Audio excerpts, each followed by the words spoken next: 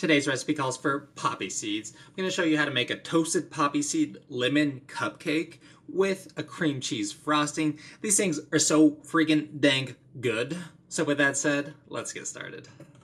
The first thing we need to do so we can start these amazing cupcakes is dry toast some poppy seeds. Measure out 1 tablespoon plus 2 teaspoons of the little poppy seeds. Also, grab yourself a small saute pan. Take these items over to the heat source. Dump them seeds in. Give the pan a light shake to spread the seeds out to make them into one even layer. This will help give us an even toast. Crank the heat up to a medium-low level of hotness. This process should take around 2 to 3 minutes or until things become slightly darker in color. The seeds will also become very fragrant in smell. Throughout the toasting process, shimmy and shake the pan to prevent things from burning while also achieving an even toast. Since the seeds are already dark, it'll be hard to tell when they've become any darker, so you'll have to use your sniffer to suss out the aromatic scent. When things have been toasted to perfection, transfer the goods over to a half tray to allow them to cool down. Make them into one even layer so they cool faster. Snag a medium-sized holding device and a fine mesh strainer. Add in 1 cup or 200 grams of all-purpose flour. Next, add a 1/4 teaspoon baking soda. After that, add in a 1/4 teaspoon baking powder. Sift the dryness into one dusty cloud. Sprinkle in half a teaspoon of sea salt or any other type of fine-grained salt. Whisk your face off to bring all the things together. The last thing we need to dump in is 1 heaping tablespoon of our toasted poppy seeds. Set the other toasted seeds aside for now. We'll use them in the frosting. After dumping the seeds in, give them a good mix in. Next, grab the bowl of your stand mixer or a medium-sized holding device. Drop in 1 cup plus 1/8 cup or 213 grams of dark brown sugar. Following the cavity creator, we need to add in the zest of 2 small to medium-sized lemons. Zest the citrus fruit over the sugar. The reason you want to do this is because during the zesting process, it's going to shoot off a ton of natural sugar crystals. It'll also give off some natural oils and juices. We want to catch all that extra flavor of goodness. Avoid zesting any of the white part. It's known as the pith. It's bitter in taste and nobody wants that. If using a microplane, run your fingy down the backside to knock loose any of the zest that may be stuck. After all the zest has been added to the bowl, whisk the zest and sugar together for a minute or two, or until things become fragrant in smell. The coarse sugar grains will beat the zest up. Doing this will help extract more of the natural flavors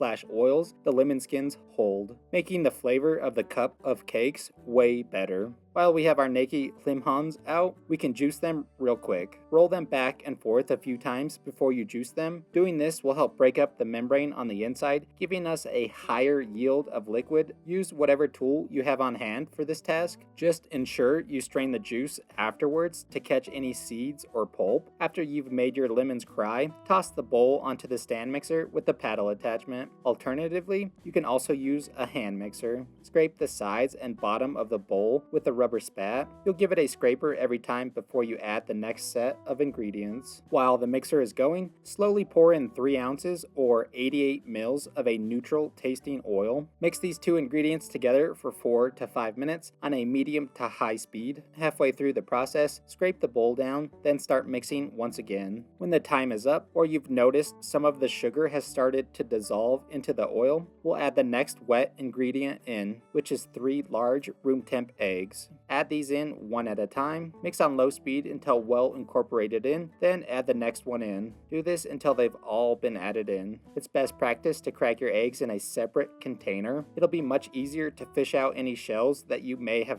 accidentally added with the egg. After the last eggie has been dumped in, mix things together for a minute or 2, or until it looks like things are well combined together. Scrape the bowl, then add in half a cup or 150 grams of plain non-fat Greek yogurt. Mix that in until the cupcake batter becomes one even light brown color. Next, add in 1 tablespoon of our freshly squeezed lemon juice. Pour in the flavored liquid known as vanilla extract. We'll be adding 1 tablespoon of this stuff.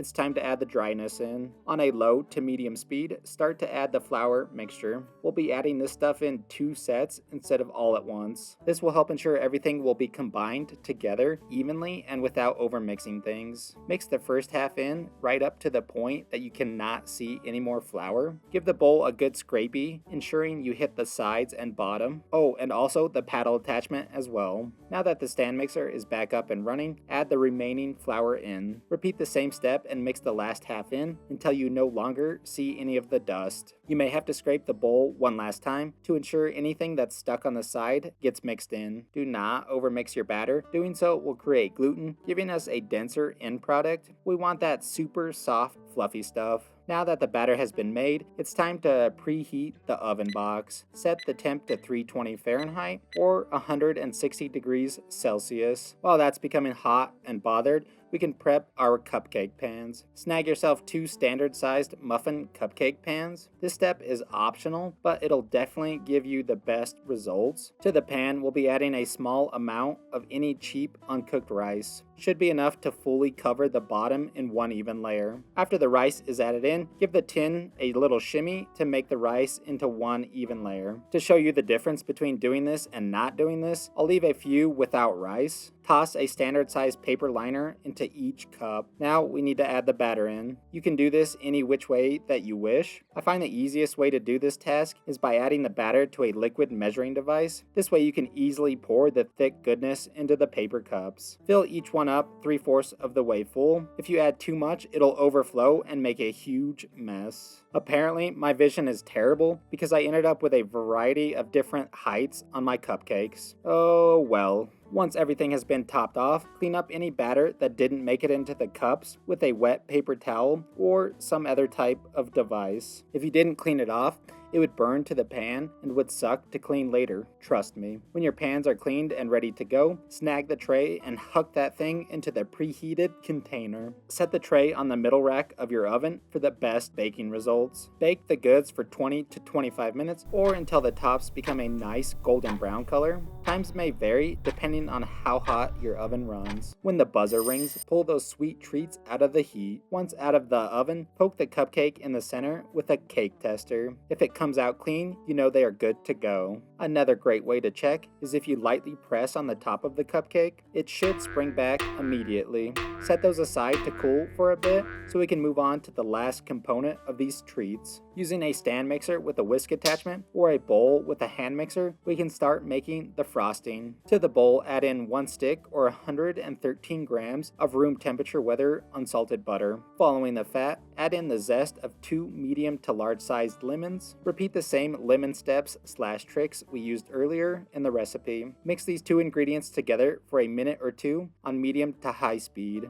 or until the butter has been slapped around and is no longer in log form. Scrape the bottom and side down really well before we add the next thing in, which is 4 cups or 450 grams of powdered sugar. For the smoothest and best results, it's imperative that you sift the powdered sugar into the bowl. The sugar dust is notorious for being clumpy, so that's why we need to sift it in. Do this step in batches, do not dump it in all at once. Mix the first portion in till well incorporated with the butter and zest. Repeat the same steps until all the sweetness is added in. Things will be lumpy and clumpy at the beginning. Don't worry, it'll come together. Next, add in 1 teaspoon of lemon extract. With the stand mixer on low to medium speed, add in 8 ounces or 227 grams of room temperature full fat cream cheese. Add the cheese into the bowl in a few large chunks at a time. Ensure the first spoonful is well mixed in before you add in the next set. About halfway through, give the bowl a scrape down. Then finish adding the rest of the block of cheese. The reason why we add the cream cheese at the very end is because it contains a lot of water. So if you overbeat the cream cheese, it'll cause things to separate at a molecular level, which would be some crazy food science type stuff that I don't know about. I just know it'll cause your cream cheese frosting to be runny, making the cupcakes ugly, which there's a time and place for that, but just not today. Anyways, after the cream cheese has been added in and the frosting looks smooth and airy, add the rest of the toasted poppy seeds that we have saved from earlier. It should be 2 teaspoons worth of the toasted seeds. Give those a quick mix until well distributed throughout the frosting. Once that has occurred, give the sweet tasting glue a taste test. Adjust the seasoning as needed with a few pinches of sea salt. If you add anything to the frosting at this point, it's best to fold it in with a rubber spat. Now that your little heart is content with the flavor, it's time to get our decorating on. You can use a pastry bag for this, or do what I did and use a zip top style bag. I recommend using either a quart size or a full gallon size bag if you're going this route. The most effective way to add the frosting to the bag is by placing it into a cup, then folding the excess material over the top/side of the cup. This will fully open the bag all the way up while also keeping it in place. Scoop the cake paste into the bag. I didn't do this, but I recommend only adding about half of the frosting to the bag. It'll be easier to work with if it's not stuffed full. Force the frosting to the bottom, then give it a very light squeezer. We want to force out as much air as we can, then zip that thing closed. Pick a corner on the bottom of the bag, then with a pair of kitchen shears, cut a small piece off the chosen side. It's best to start off small, then cut more off if you would like a bigger opening. Now you have a homemade pastry bag. It's not perfect, but it'll get the job done. Oh, also make sure you throw away that piece we cut off. We don't want to accidentally eat that thing. Give it the old test drive to see how it works. From there, adjust the opening as needed. Back to the cupcakes, snag a wire rack and a small offset spat. Place the spat between the pan and the cupcake to easily pop the treats out. If you don't have one, gently pull them out by the tops. This is what the difference between having rice on the bottom and not having anything on the bottom looks like. You can see how greasy the bottom of the cupcake becomes when you don't use anything. In turn, this causes the bottom of the cupcake, of course, to be greasy, but it also causes it to be a little soggy in texture as well. So if you have the option, always put rice on the bottom of your cupcake pan. Also, once you're done making these, empty the pan out and save the rice to use another time. Keep using it until it becomes too dry and starts to burn. Once at that point, toss it and start again. Alrighty then, let's get to making a mess. Frost your little cakeys using whatever design that your little artsy fartsy heart desires. Go for the classic little swirl type thing, or do the zigzag pattern like I did. I chose this design because it's easy to pipe, but also still looks nice. There are a ton of tricks when it comes to piping and decorating. I only know like 2 of them, so here they are. Place one hand close to the tip of your piping bag. This hand is solely meant to guide the bag for the sweet design. Your other hand will go on the top of the bag. That hand on the top is the one that will be doing all the work. It's the one that will squeeze the frosting out of the bag onto the cupcakes. The other trick I know is to twist the top of your bag tightly shut. This will force out more air, which will help give you better control of the frosting design / placement. It'll also help prevent the frosting from blowing out the top of the bag, which, if I'm honest, I had 2 blowouts before I remembered that's what I needed to do. So don't make a mess like I did. Use as much frosting as you would like on each cupcake. If you have any frosting left over, use it on pancakes or on French toast or even in crepes. Yeah, you're welcome. Alright, back to the task at hand. Once everything has been frosted, sprinkle each cupcake with a small pinch of flaky sea salt. If you don't have any, just use a small pinch of coarse ground kosher salt. It'll work just as well. Make these things for a bake sale, or make them for the next party you're going to, or screw it, make them for yourself, because why not? Whatever you decide to do, just enjoy. Alright, now that our lemon poppy seed cup of cakes with the cream cheese frosting is done, let's give them the old taste-a-roo. So looking at it, it came out super aesthetically pleasing. The cream cheese frosting on the top looks super creamy and thick. Then there's that nice contrast of color with the black poppy seeds with the white cream cheese. Then if you close both eyes and squint really hard, then you can see all that little lemon zest on the inside, which that brings that pop of color and makes it look super good as well. Then if you hit the angle just right, then you can see the flaky sea salt on the top, which makes it look super bougie. Then the cupcake itself is playing hide and seek with the frosting, but it looks super soft and it got that sweet golden brown color. Overall, they just look super good. So let's see how awkward this is going to be to eat on camera. Take the paper off, of course, because you can't eat that. So, yeah.